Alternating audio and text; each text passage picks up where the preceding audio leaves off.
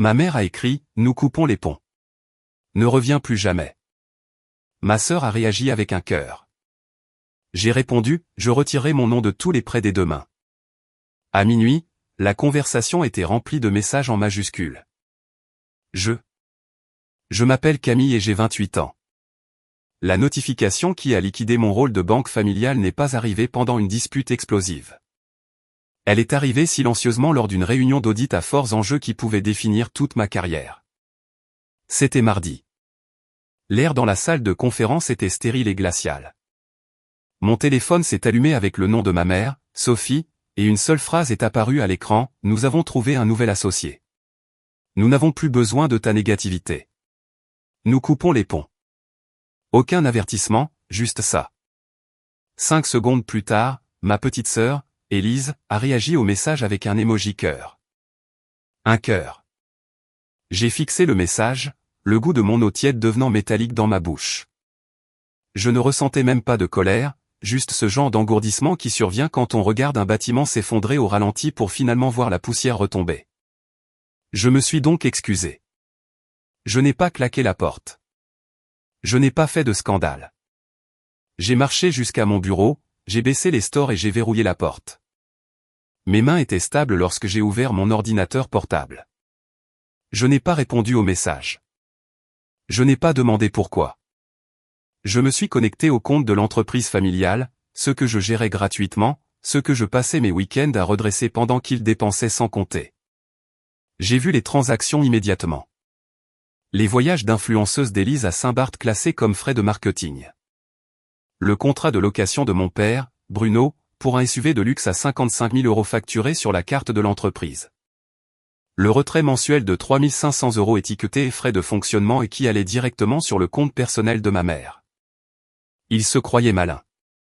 Il pensait avoir trouvé un nouvel investisseur, un prêteur privé peu scrupuleux qui ne posait pas de questions, ce qui signifiait qu'il n'avait plus besoin de ma surveillance stricte. Il pensait que je n'étais qu'un rabat-joie. Ils avaient oublié que j'étais experte comptable spécialisée en fraude, et ils avaient surtout oublié que j'étais la garante de leur ligne de crédit commercial. J'ai ouvert le portail bancaire pour la ligne de crédit de 250 000 €. Le curseur a survolé l'onglet de gestion. Pendant 3 ans, j'avais été leur filet de sécurité. J'avais co-signé parce qu'ils disaient que c'était pour le patrimoine familial. J'avais couvert les paiements d'intérêts quand ils étaient à découvert. J'avais corrigé leurs déclarations d'impôts quand ils essayaient de faire passer leurs vacances pour des voyages d'affaires. J'avais été l'adulte de la situation pendant qu'ils jouaient à la marchande avec l'argent des autres. Et à la seconde où ils ont cru avoir trouvé une meilleure offre, ils m'ont jeté par SMS. J'ai cliqué sur « Geler le compte ». Une fenêtre de confirmation est apparue, « Êtes-vous sûr ?» Je n'ai pas hésité. J'ai cliqué sur « Oui ». Ensuite, je suis allé dans la section des garants. Lancer le retrait du garant pour rupture de contrat. J'ai joint le SMS de ma mère comme preuve de la rupture de notre relation commerciale. J'ai cliqué sur soumettre. L'écran s'est rafraîchi. Demande en attente. Compte gelé. C'était fait. L'action a été immédiate et fatale. Je me suis adossé à mon siège, le silence de mon bureau pressant contre mes oreilles. Mon téléphone a vibré à nouveau. Une notification de la banque, alerte, la ligne de crédit commercial se terminant par 9987 a été suspendue. J'ai regardé la notification disparaître de l'écran. Je ne me sentais pas coupable. Je me sentais légère. J'avais l'impression de venir de poser un sac à dos rempli de pierres que je portais depuis mes 22 ans. J'ai pensé aux nuits passées à éplucher leurs registres, essayant de trouver des moyens de faire correspondre les chiffres, essayant de les sauver d'eux-mêmes. J'ai pensé aux fois où j'avais dit non à mon fiancé, Thomas, pour un week-end en amoureux parce que je devais payer une réparation d'urgence sur l'une de leurs maisons à rénover. J'avais été leur investisseur silencieux, leur sauveuse, leur police d'assurance, et ils m'avaient traité comme une employée qu'ils pouvaient licencier à volonté. Eh bien, ils allaient bientôt découvrir ce qui se passe quand la police d'assurance est annulée. J'ai ouvert ma boîte mail et rédigé un message au nouveau prêteur dont ils avaient parlé lors de conversations précédentes, celui qui était louche avec des taux d'intérêt exorbitants. Objet, avis de retrait du garant. J'ai joint la confirmation bancaire. Je n'avais rien d'autre à ajouter. Courtoisie professionnelle. S'ils investissaient en se basant sur ma cote de crédit, ils méritaient de savoir que cet atout n'était plus sur la table. J'ai appuyé sur envoyer. Puis, j'ai fermé mon ordinateur portable. La lueur bleue de l'écran a disparu, me laissant dans la douce lumière de l'après-midi. Mon reflet dans la fenêtre semblait différent, plus calme, plus vif. Je n'étais plus la fille qui mendiait de l'approbation. J'étais l'auditeur qui venait de clore le dossier d'un mauvais investissement. J'ai pris mon téléphone et j'ai bloqué leur numéro. Maman, papa, Élise, un par un. Je ne voulais pas entendre la panique quand leur carte de crédit serait refusée. Je ne voulais pas entendre les hurlements quand les chèques seraient sans provision. Je voulais le silence. Et pour la première fois de ma vie, j'allais l'obtenir. J'ai regardé la barre de progression sur mon écran avancer lentement, traitant le retrait de mon nom d'une dette de 4 millions d'euros. Il a fallu quelques secondes pour défaire ce sous quoi j'avais mis 3 ans à étouffer. Les gens demandent toujours pourquoi. Pourquoi une femme intelligente, une experte comptable spécialisée qui traque littéralement la fraude pour gagner sa vie, signe-t-elle pour confier sa vie à des personnes qui, de toute évidence, ne la respectent pas? Ce n'était pas parce que j'étais faible. Ce n'était même pas parce que j'avais peur. C'était parce que j'étais une joueuse. Dans mon métier, nous étudions les biais cognitifs. Le plus dangereux d'entre eux est l'erreur des coups irrécupérables. C'est la petite voix dans votre tête qui vous dit que vous ne pouvez pas vous coucher maintenant parce que vous avez déjà mis trop de jetons sur la table. Si vous partez, vous perdez tout ce que vous avez investi. Mais si vous restez, si vous mettez juste un peu plus, vous pourrez peut-être renverser la situation. Vous pourrez peut-être décrocher le jackpot. Pour moi, le jackpot n'était pas l'argent. C'était l'illusion que si je résolvais juste une crise de plus, si je couvrais juste un découvert de plus, mon père me regarderait avec la même adoration que celle qu'il accordait à Élise lorsqu'elle se contentait d'entrer dans une pièce. Je me souviens du jour où j'ai signé les papiers pour la ligne de crédit commercial. C'était il y a 3 ans. Nous étions dans un petit bureau de l'agence bancaire près de chez eux. Mon père, Bruno, portait son costume porte-bonheur, celui qu'il mettait quand il présentait une grande idée. Il avait la main sur mon épaule, lourde et chaleureuse. Il a dit au conseiller financier que j'étais le cerveau de l'opération. Il a dit, voici Camille. C'est elle qui va s'assurer que le patrimoine perdure. Le patrimoine? C'était la carte qu'il jouait toujours. J'ai regardé ma mère, Sophie. Elle avait les larmes aux yeux. Elle a serré ma main et m'a chuchoté que je les sauvais, que j'étais la fille bien, la responsable. J'ai ressenti une montée de dopamine plus forte que n'importe quelle drogue. Je me sentais reconnu, alors j'ai signé. J'ai mis en jeu ma cote de crédit, mes économies et mon avenir pour une entreprise de marchand de biens qui n'avait jamais fait de bénéfices. Je croyais acheter des parts dans cette famille. Je croyais investir dans un avenir où j'aurais ma place à table. Mais c'est le problème avec le biais des coups irrécupérables, la banque gagne toujours. Au cours des 3 années suivantes, j'ai continué à jeter l'argent par les fenêtres. Quand il ratait un paiement, je le couvrais, car si le prêt faisait défaut, mon investissement initial de confiance ne vaudrait plus rien. Quand ils ont eu besoin d'une nouvelle voiture pour sauver les apparences devant les clients, j'ai signé le contrat de location parce que j'avais besoin qu'ils réussissent pour que mon sacrifice ait un sens. J'ai passé mes week-ends à rapprocher leurs reçus en désordre pendant qu'Élise passait les siens à Monaco. J'ai annulé des vacances avec Thomas pour payer des réparations urgentes de toiture sur des maisons qu'il n'avait pas pris la peine d'inspecter correctement. Je courais après mes pertes, convaincu que le prochain chèque serait celui qui arrangerait tout. J'étais une toxicomane et leur approbation était ma seringue. Mais en regardant l'écran gelé maintenant, la clarté était aveuglante. Ce n'était pas un partenariat. C'était une chaîne de Ponzi. Ils me payaient des dividendes d'affection insignifiants en utilisant le capital de ma propre estime de moi. Il n'y aurait jamais de retour sur investissement. Il n'y aurait jamais un moment où ils me tendraient un chèque en me disant « Merci. Tu peux te reposer maintenant ». Ils allaient me saigner à blanc jusqu'à la faillite, puis ils allaient me jeter, exactement comme ils l'avaient fait ce matin. Ce SMS n'était pas une rupture soudaine. C'était un appel de marge. Ils avaient trouvé un nouveau prêteur, une nouvelle source de liquidité, mon capital n'était donc plus requis. Ils croyaient me virer. Ils n'avaient pas réalisé que c'était moi qui fermais les livres de compte. Je me suis frotté les yeux, m'attendant à ressentir du chagrin. J'ai attendu la tristesse écrasante de perdre mes parents, mais elle n'est pas venue. À la place, j'ai ressenti la satisfaction froide et implacable d'un auditeur qui trouve la variable manquante permettant d'équilibrer l'équation. Renifle, je ne perdais pas une famille. Je passais une créance irrécouvrable en perte. Je limitais la casse avant de me perdre complètement. L'ordinateur a émis un son. La demande était traitée. La ligne de crédit commercial était verrouillée. Plus de retraits. Plus de virements. Le casino était fermé. J'ai attrapé mon téléphone, non pas pour les appeler, mais pour appeler Thomas.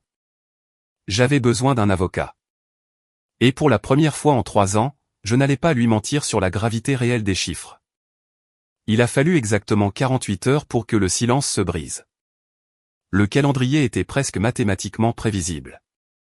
Les banques mettent généralement 24 heures pour traiter le retrait d'un garant et 24 heures supplémentaires pour en informer les titulaires principaux du compte.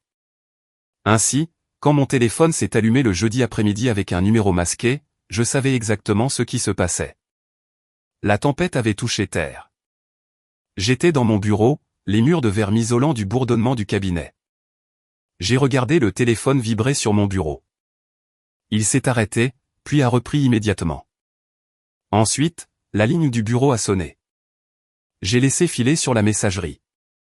Puis la notification de mes emails a retenti. Objet, urge.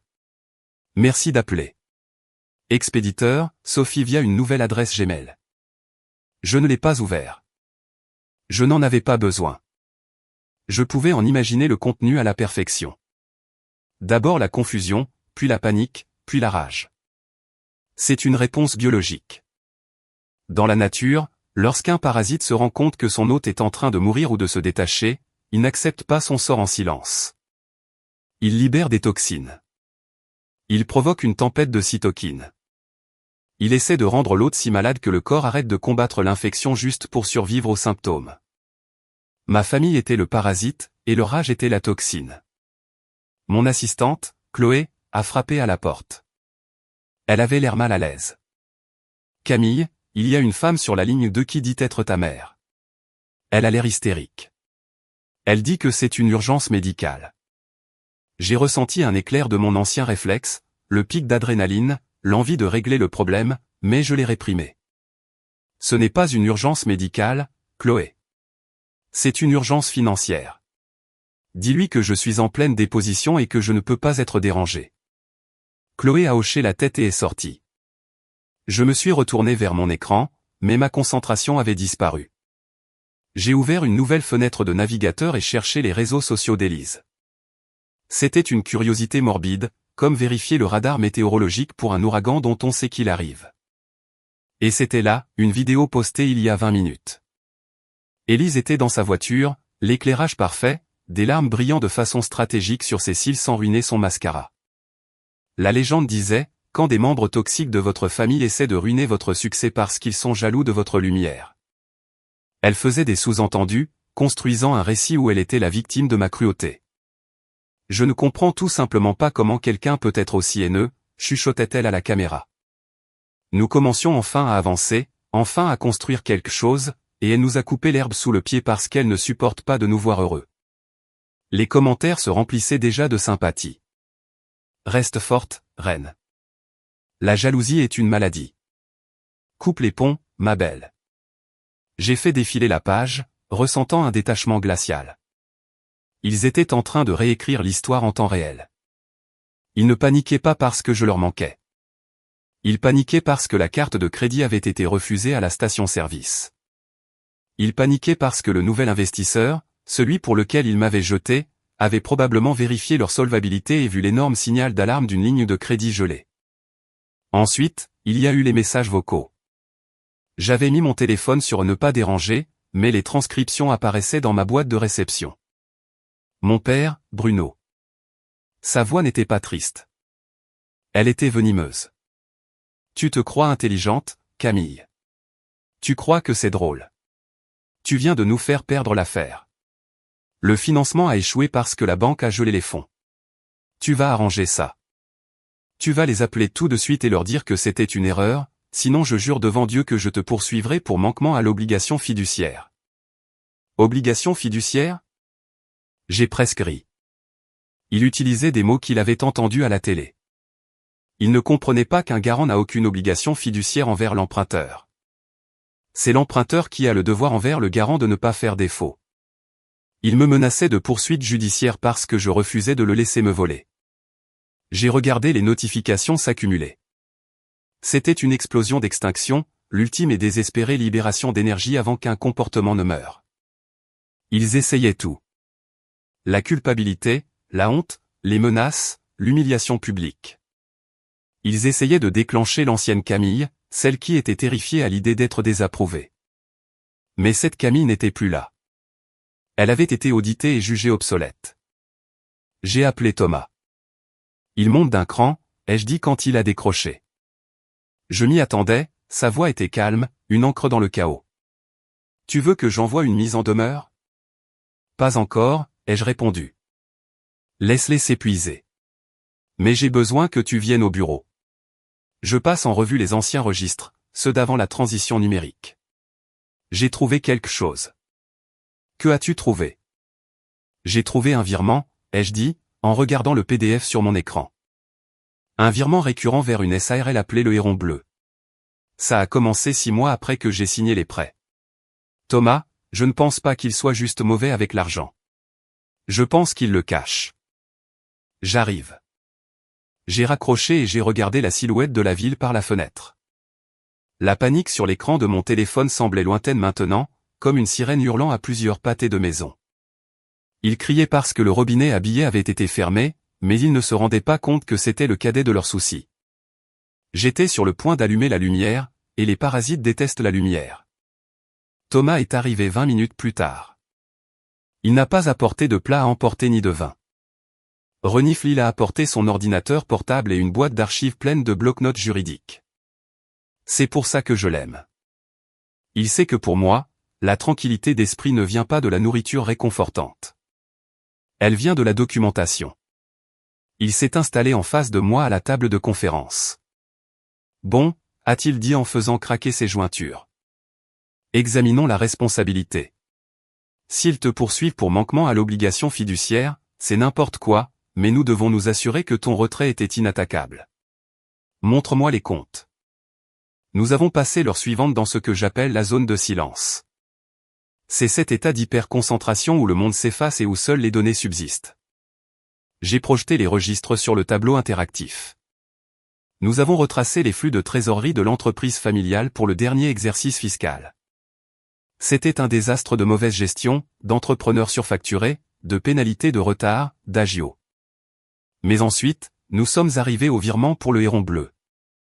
Là, ai-je dit, en pointant une ligne datant d'il y a 8 mois.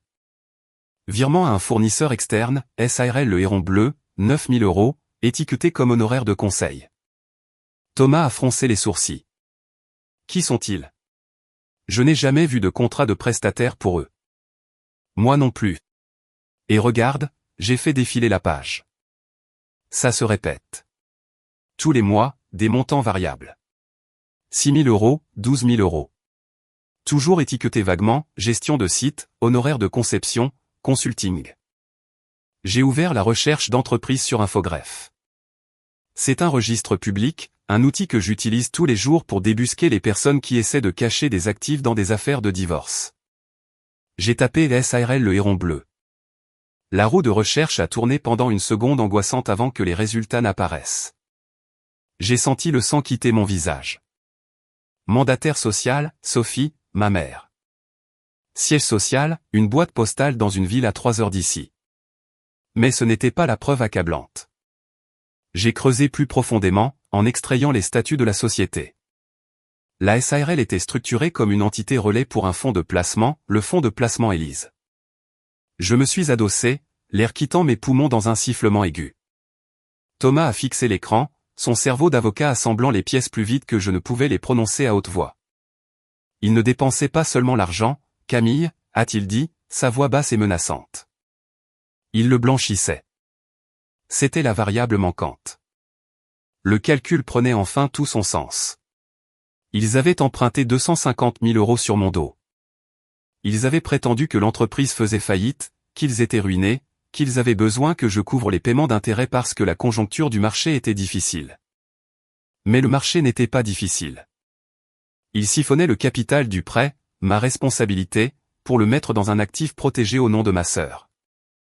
Il prévoyait de faire défaut, ai-je réalisé, les mots ayant un goût de cendre. Ils allaient utiliser la ligne de crédit au maximum, transférer l'argent vers cette société écran, puis déposer le bilan de l'entreprise principale en liquidation judiciaire. En te laissant porter le fardeau de la dette, a terminé Thomas. Tandis qu'il repartait avec un pécule à 6 chiffres pour Élise. Ce n'était pas de l'incompétence. Ce n'était pas juste une famille toxique incapable de gérer son argent. C'était une fraude préméditée et structurée. Il m'avait regardé dans les yeux, m'avait supplié de co-signer pour sauver l'héritage familial, tout en creusant un piège dans lequel ils avaient l'intention de me pousser. Ils accordaient plus d'importance au confort futur d'Élise qu'à ma survie financière. J'étais le sacrifice qu'ils étaient prêts à faire pour s'assurer que leur enfant chéri n'ait jamais à travailler. La dernière once microscopique de culpabilité à laquelle je m'accrochais et l'idée qu'ils n'étaient peut-être que de vieux parents tristes et désespérés s'est brisée. Elle ne s'est pas juste cassée, elle s'est désintégrée.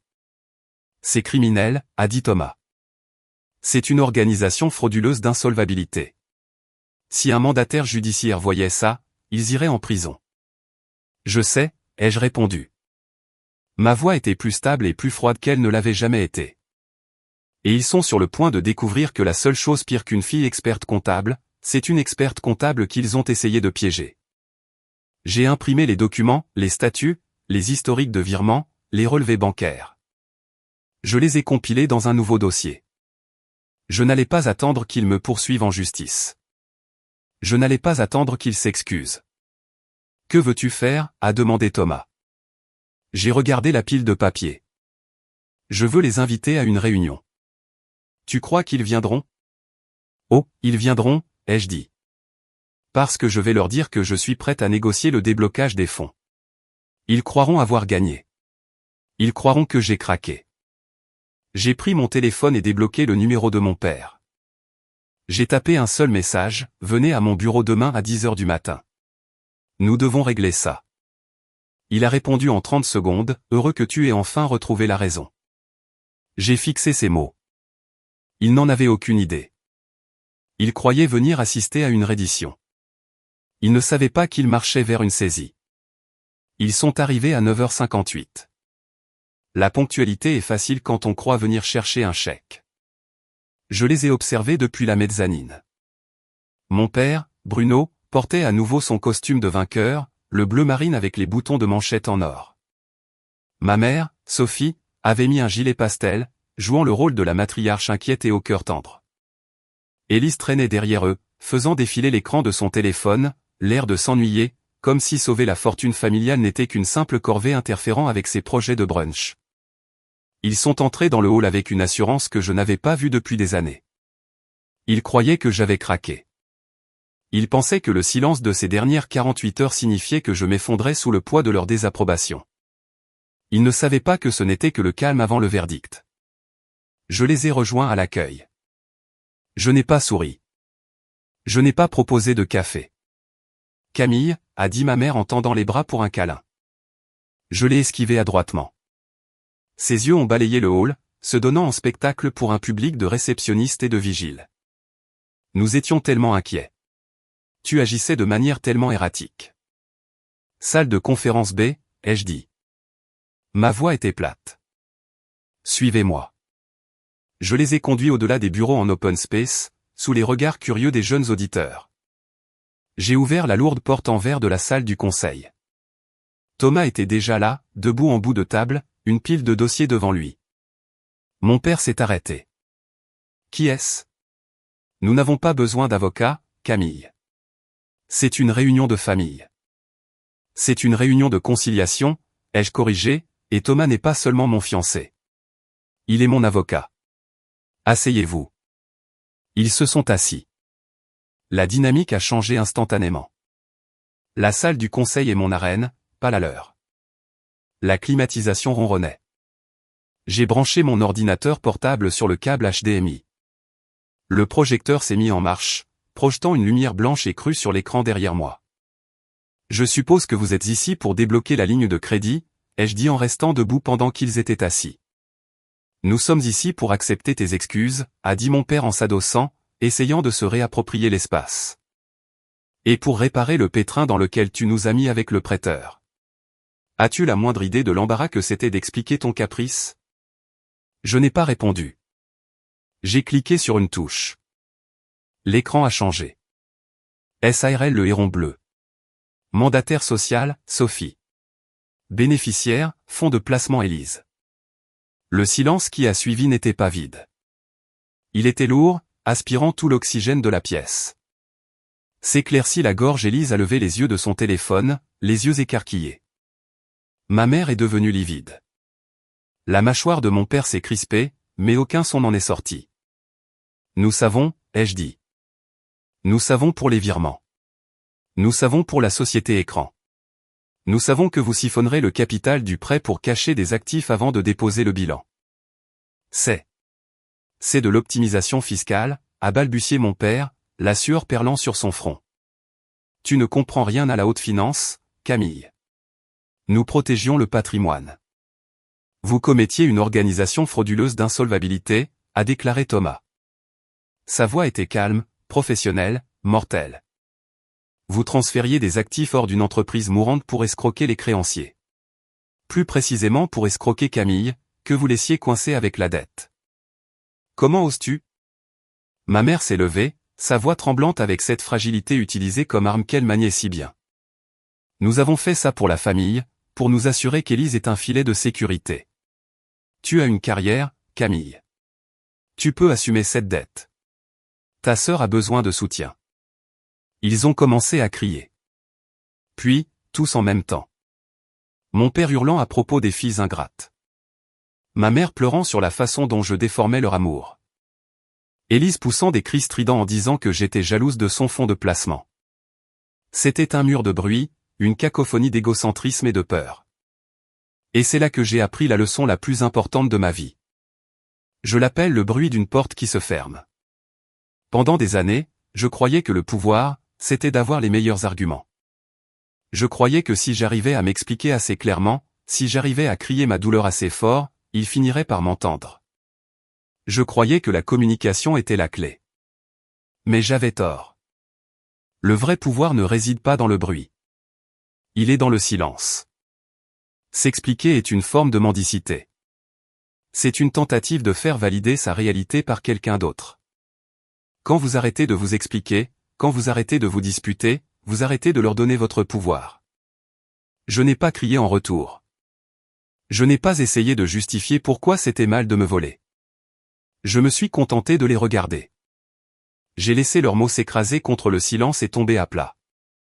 Je ne les regardais pas comme des géants, mais comme des petites personnes désespérées qui venaient de réaliser que les serrures avaient été changées.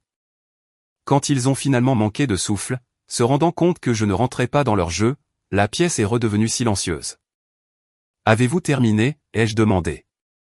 Mon père m'a fusillé du regard. « Tu ne peux rien prouver de tout ça. »« Je n'ai pas à vous le prouver », ai-je répondu. J'ai fait signe à Thomas. Il a fait glisser 3 épaisses enveloppes sur la table en acajou poli. « Ceci est un avis officiel d'enquête pour fraude initié par la banque », ai-je dit. J'ai soumis les preuves ce matin. Il s'intéresse de très près à la SARL le héron bleu.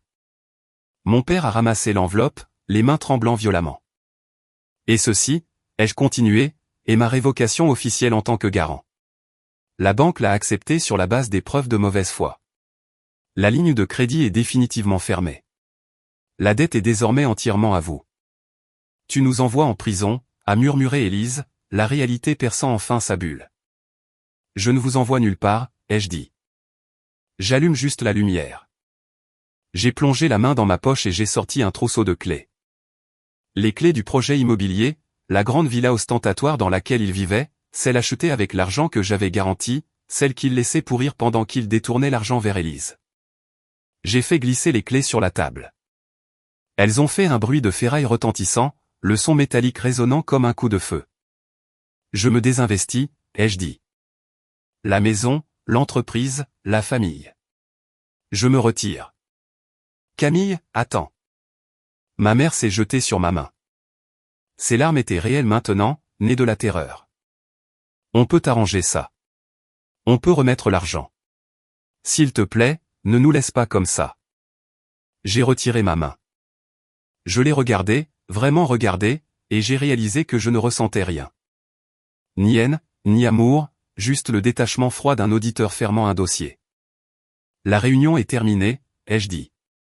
Thomas et moi sommes sortis. Nous ne nous sommes pas retournés. Derrière nous, les cris ont repris, mais ils semblaient étouffés, lointains, comme une radio jouant dans une autre pièce. J'ai traversé le hall, passé le vigile, et je suis sorti dans la rue. Le soleil brillait. L'air sentait les gaz d'échappement, le café et la liberté. La porte s'était fermée, et j'adorais le son qu'elle faisait. 6 mois représentent toute une vie dans le monde financier. Les marchés s'effondrent, les actifs se liquident et de nouvelles entités renaissent des cendres d'entreprises en faillite. Cela fait exactement 180 jours que je suis sorti de cette salle de conférence, et le paysage de ma vie a été complètement restructuré. Les retombées pour ma famille ont été exactement ce que prédisaient les données. Sans la ligne de crédit, la maison à rénover, celle dans laquelle ils vivaient tout en prétendant la retaper, s'est retrouvée au point mort. Ils ne pouvaient pas payer les entrepreneurs. Ils ne pouvaient pas payer le prêt immobilier. La banque a agi vite. La vente aux enchères sur saisie a eu lieu il y a 3 semaines. Je n'y suis pas allé. Je n'ai même pas cherché l'annonce en ligne. J'ai juste vu la notification du greffe du tribunal, je l'ai classée dans résolu et je suis passé à autre chose. L'enquête pour fraude est plus lente, mais elle avance. Le procureur de la République s'intéresse de très près aux implications fiscales de la SARL Le Héron Bleu. Mon père a essayé de me contacter via un avocat tiers, proposant un accord si je retirais ma déclaration à la banque. Je n'ai pas répondu. J'ai laissé Thomas s'en occuper. Sa réponse tenait en une phrase, « Ma cliente n'a aucun intérêt à négocier avec les accusés. » Quant à moi, j'ai été promu. Je suis maintenant associé principal. Le cabinet a reconnu que quelqu'un capable de repérer une société écran cachée dans un fonds de placement familial est exactement le genre de requin qu'ils veulent pour diriger le département audit. Je suis assise sur mon balcon maintenant. C'est vendredi soir. Les lumières de la ville clignotent sur une grille dorée contre le crépuscule. Thomas est à l'intérieur, en train de servir 2 verres d'un vin rouge millésimé. C'est moi qui l'ai acheté. J'ai payé l'appartement. J'ai payé les meubles. Absolument tout ce qui se trouve dans mon champ de vision m'appartient, libre de toute dette. Il n'y a aucune hypothèque sur ma tranquillité d'esprit. Je prends mon téléphone une dernière fois. Je vais dans le dossier des messages bloqués. C'est une habitude que j'essaie de perdre, comme vérifier une serrure qu'on sait verrouiller. Il y en a des dizaines. Des SMS désespérés de ma mère sur la loyauté familiale. Des diatribes colériques de mon père sur les enfants ingrats. Des citations vagues et passives-agressives d'Élise sur le karma. Ils essaient encore de faire des transactions dans une monnaie que je n'accepte plus. Ils veulent ma culpabilité. Ils veulent ma colère. Ils veulent mon attention. Mais je n'achète pas. Thomas sort sur le balcon et me tend un verre. Il s'assoit à côté de moi, à l'aise dans le silence. Il ne me demande pas si je vais bien. Il sait que c'est le cas. Tu vérifies les cours de la bourse, demande-t-il en faisant un signe de tête vers mon téléphone. Je vide juste le cache, dis-je. J'appuie sur tout sélectionner. Puis j'appuie sur supprimer. Les messages s'évanouissent. L'historique est effacé. Le serveur est remis à 0. Je regarde la ville. Pendant des années, je croyais que la solvabilité n'était qu'un problème de mathématiques. Je croyais qu'il s'agissait d'avoir des actifs supérieurs aux passifs. Je croyais que si je versais assez d'argent dans le trou noir des attentes de ma famille, je finirais par être dans le vert. Je finirais par être digne.